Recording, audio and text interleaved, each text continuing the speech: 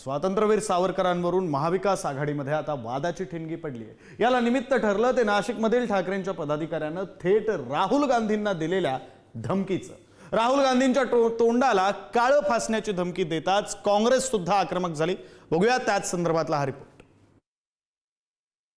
नाशिकला यायच्या अगोदर त्यांनी संपूर्ण महाराष्ट्राची सर्व हिंदुत्व जनतेची त्यांनी माफी मागावी।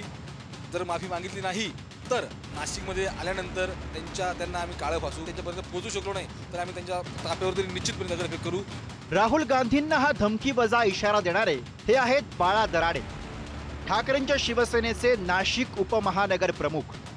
महाविकास आघाडीत एकत्र चूल मांडणाऱ्या काँग्रेस आणि ठाकरेंच्या शिवसेनेत या तिखट प्रतिक्रियेनं वादाचा फडका उडाला, कारण काँग्रेसनं यावरून ठाकरेंच्या शिवसेनेला थेट जाब विचारला।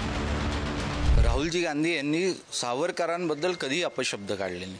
विचारांची लढाई आहे, त्यांचे विचार पटत नाही। आम्ही समोर लढणाऱ्यांचे विचार मानणारे, आम्ही छत्रपती शिवाजी महाराजांना मानणारे। परंतु पावसाळा आहे, पावसाळ्यामध्ये कोण जास्त ॲक्टिव्ह होतं तुम्हाला माहिती आहे।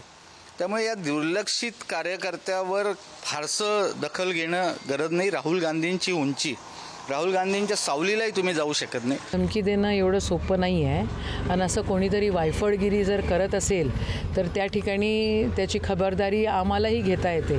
आम्ही शांततेच्या मार्गाने, महात्मा गांधींच्या मार्गाने चालणारे अहिंसेची मंडळी आहोत। पण आता कलयुग आहे आणि कलयुगामध्ये आम्हालाही कलयुगासारखं वागता येतं, एवढं लक्षात ठेवावे। जे राहुल गांधी म्हटले तेच अरुण शौरी यांनी देखील तशाच स्वरूपाचे आरोप नव्हे तर तशा स्वरूपाचा इतिहास हा जगापुढे मांडलेला आहे। त्यामुळे त्याची समीक्षा ही व्हावी। अशा ज्या धमक्या दिल्या जातात याचा आम्ही धिक्कार करतो, याचा आम्ही निषेध करतो आणि या धमक्या देणाऱ्यांना आम्ही पाहून घेऊ। एकीकडे काँग्रेस आक्रमक झाली तर तिकडे ठाकरेंच्या शिवसेनेच्या नेत्यांनी वाद थांबवण्याचा प्रयत्न केला। वीर सावरकरांच्या बद्दल आमच्या ज्या भावना आहे हे आम्ही जाहीर रीतीने त्या व्यासपीठावरती मांडण्याचं काम केलेलं आहे।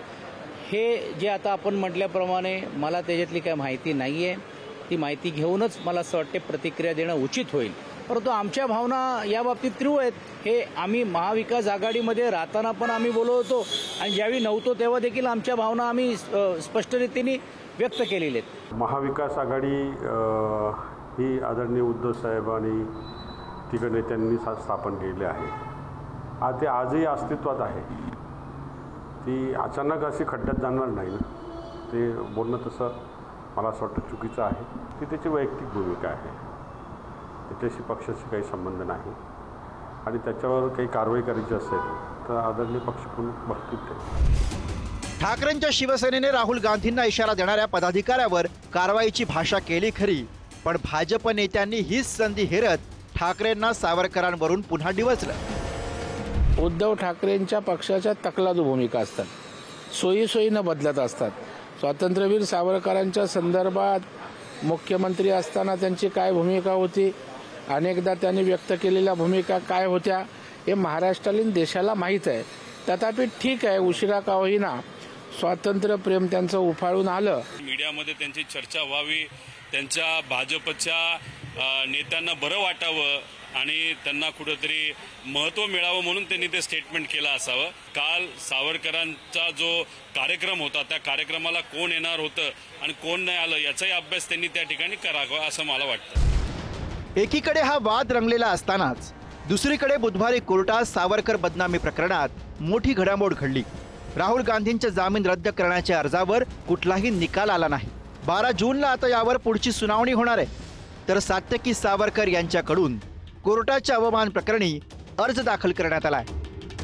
हेमानी सावरकर ज्या त्यांच्या मातोश्री आहेत, ज्या आई आहेत, त्यांची देखील आईकडची वंशावळ येणं गरजेचं आहे, कारण हेमानी सावरकर ह्या गोपाळ गोडसेंच्या कन्या आहेत। गोपाळ गोडसे आणि नथुराम गोडसे सख्खे भाऊ आहेत। गोपाळ गोडसे, नथुराम गोडसे आणि विनायक सावरकर हे तिघही गांधी हत्येमध्ये आरोपी होते। ह्या वंशावळीचा पूर्ण शोध लावून तसा अहवाल न्यायालयात मागवावा, तर त्या आमच्या अर्जावर सात्यकी सावरकर यांचं म्हणणं मागवले आणि पुढची तारीख 12 जून 2025 रोजी ठेवलेली।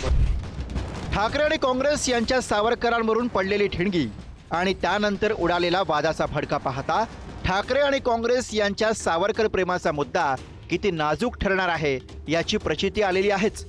येत्या काळात ही आघाडी सावरकर प्रेम आणि सावरकरांवरची टीका हातात हात घेऊन कशी पुढे जाते हे पाहायचंय।